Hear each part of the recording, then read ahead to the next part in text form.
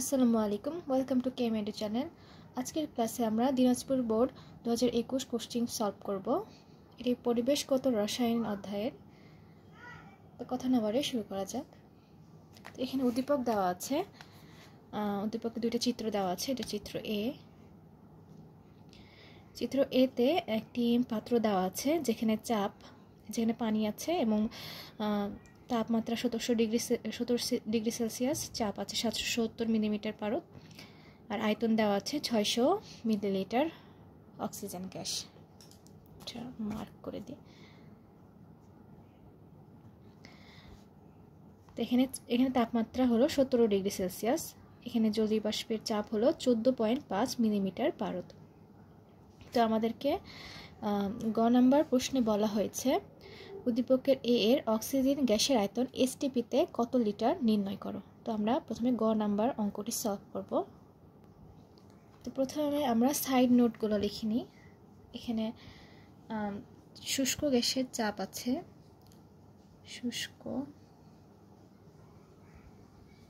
শুষ্ক গ্যাসের চাপ আছে পি। যেহেতু জলীয় বাষ্পের চাপ 14.5, সেহেতু আমরা মোট চাপ থেকে এটা বাদ দিয়ে দেবো 770, 14.5, এবং এটাকে এটিএমে কনভার্ট করার জন্য 760 দিয়ে ভাগ করব।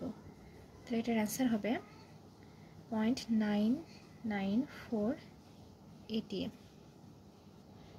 এখানে যে জলীয় বাষ্পের চাপটা দেওয়া ছিল সেটা এই মোট চাপ থেকে আমরা বিয়োগ করে আমরা শুষ্ক গ্যাসের চাপ বের করে নিয়েছি এবং সেটাকে 760 দিয়ে ভাগ করে আমরা এটিএমে কনভার্ট করে নিয়েছি।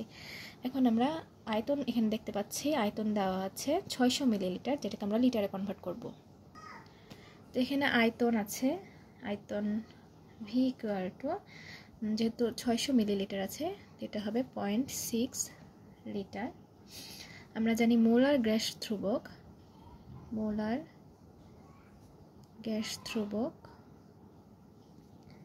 আর equal to 0.0821 litre atm kelvin per mole per inverse.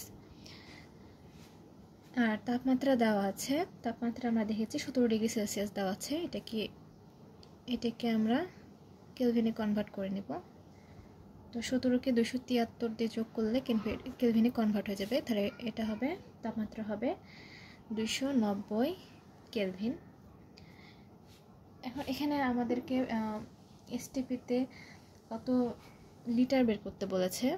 তো সেটার জন্য আমরা আগে মোল সংখ্যা বের করে নেব, আমরা জানি এসটিপিতে আয়তন হয় 1 মোলের জন্য 22.4 লিটার। তো এখান থেকে আমরা যদি মোলটা বের করে নিই তাহলে 1 মোলের জন্য 22.4 লিটার, আর এন এর মান যত হবে ততর জন্য কত লিটার হবে সেটা আমরা বের করবো ওই নিয়ম অনুসারে। চলো অঙ্কটি করা যাক। তো আমরা জানি যে এই সূত্রটা সকলে জানি, পিভি ইকুয়াল টু এন আর টি। তাহলে এন ইকুয়াল টু হবে পিভি বাই আর টি। এখন আমরা মানগুলো বসিয়ে নিব সাইড নোট থেকে। পি এর মান 0.994, আয়তন 0.6, আর এর মান 0.0821, তাপমাত্রা 290। এখন আমরা এটা ক্যালকুলেট করে পাই 0.025 মোল। তো এখানে এসটিপিতে কত লিটার সেটি বের করতে বলেছে। দেখেন আমরা 0.25 মোল পেয়েছি। তাহলে 1 মোলের জন্য কত, এসটিপিতে 1 মোল যে কোনো গ্যাসের মোলার আয়তন 22.4 লিটার। এটা সাইড নোট, এটা আলাদা করে দিই। 22.4 লিটার। তাহলে এখানে হচ্ছে 0.025 মোলের জন্য কত সেটা বের করব। তাহলে এটা গুণ হয়ে যাবে, গুণ করলে 22.4 গুণন 0.025 লিটার। তো এটা ক্যালকুলেশন করে আসে 0.56। তো এটা ছিল এই অঙ্কের অ্যান্সার। আশা করি আমরা সকলে বুঝতে পেরেছি। এখন আমরা ঘ নাম্বার প্রশ্নটি সলভ করব। তো আমরা ঘ নাম্বার প্রশ্নটি দেখি। ঘ নাম্বার প্রশ্নে বলা হয়েছে উদ্দীপকের বি লেখচিত্রের ওয়াই গ্যাসটি এক্স গ্যাসের ন্যায় আচরণ না করার কারণ সমীকরণ সহ বিশ্লেষণ করো। তো এখানে আমরা চিত্র বিটা খেয়াল করি আগে। চিত্র বিতে আমরা দুটো গ্যাস দেখতে পাচ্ছি, এক্স যেটা পি এর সমান্তরাল, আর আরেকটি দিচ্ছি যেটা সমান্তরাল না, ওয়াই গ্যাস। এখানে বলছে এই ওয়াই গ্যাসটি কেন এক্স এর ন্যায় আচরণ করছে না। তো আমরা এখন এই অঙ্কটি করব। তো আমরা এই বই থেকে এটা দেখলাম, এটা এটা কোনো অঙ্ক না, আসলে এটা লিখতে হবে। যেটা আমরা জানি যে এই সূত্রটা আমরা সকলেই জানি, লাইনটা যে উচ্চ তাপমাত্রা ও নিম্ন চাপে অধিকাংশ বাস্তব গ্যাস আদর্শ গ্যাসের মতো আচরণ করলেও বেশিরভাগ ক্ষেত্রে বাস্তব গ্যাসের আদর্শ গ্যাসের বিচ্যুতি ঘটে।